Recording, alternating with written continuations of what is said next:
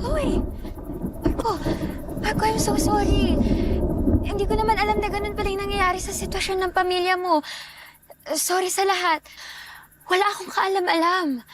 Paano mo nalaman na? Di ba busy kayo nagpapakasaya, di ba? Tinanong kita. Tinanong kita kung okay ka lang. Tinanong mo ako. Hintay mo ba ako sumagot, Ash? Ha? Hintay mo ba ako sumagot? Alam mo, pinilit kong pumunta dito dahil akala ko may kakampi ako. Sa'yo lang pala ako ng oras sa'yo.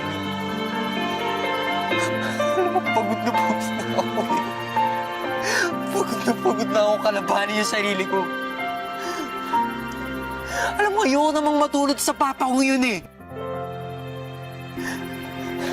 Pero parehas lang kami.